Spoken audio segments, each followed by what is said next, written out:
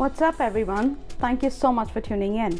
And if you're new, welcome to my channel. My name is Preeti and I am both a real estate and a mortgage broker for close to 20 years. Now, in my last two videos, I spoke about what you need to be aware of as a first-time home buyer. And I also covered the major components of an offer. Today, I'm going to go through the final steps of the home buying process. But first, make sure to like, share, tap the bell icon, hit the subscription button. It gets me motivated to keep you up to date with everything real estate.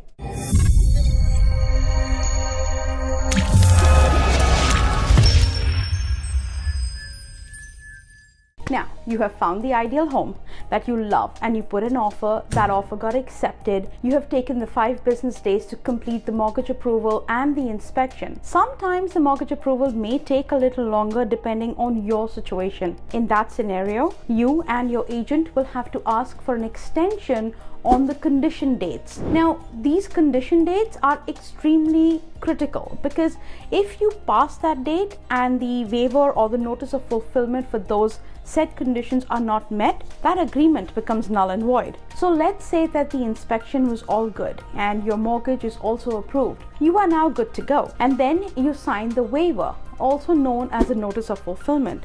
And the deal becomes firm, which means the deposit that you gave within 24 hours of signing the agreement is now locked in, and you will be in jeopardy if you back out of the deal. So if you change your mind after you have removed conditions, the seller gets to keep your deposit. But if your conditions are not satisfied and you are within the condition set dates, like the 5 business days, you can collapse the deal. Sign a mutual release and the deposit will be returned to you. But once you firmed up the deal, that deal is now firm.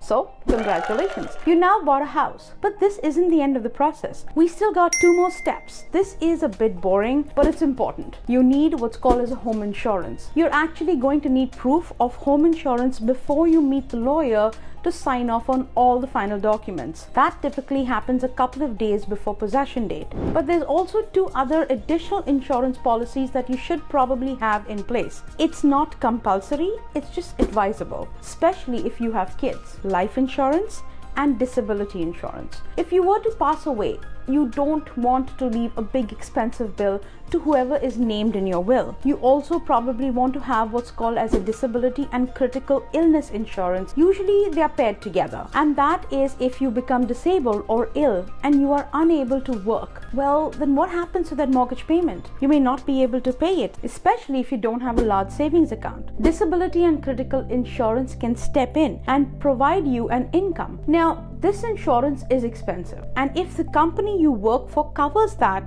then that's perfect. But I've had the unfortunate task of selling a house for a client who were on the verge of losing their home to the bank because they got sick and were unable to keep up with their mortgage payments. So give that a thought. Step number 3. Here is getting everything ready for possession day. That's booking your moving truck or getting your friends to help you have a pizza party, let them come over to help you move, you getting all your utilities set up, your mail forward from your old address to your new address. You want to make sure you have all of that in place before the possession date, so you're not scrambling on the day of closing to get all of this done. Finally, your deal is closed and the possession day has now arrived. You're probably really excited. You want to start moving all your stuff in, but hold up for 1 second. Here you do a walkthrough both around the property outside and through the inside. Make sure that all the inclusions that you had asked for in the offer, like the appliances or maybe the chandelier or the curtains, are still there. The one thing that people forget, the garage door remote. That's often something that people never remember because they have it in their cars. When they pack up everything and move out, they have that remote still sitting in the car. So make sure that all those inclusions are there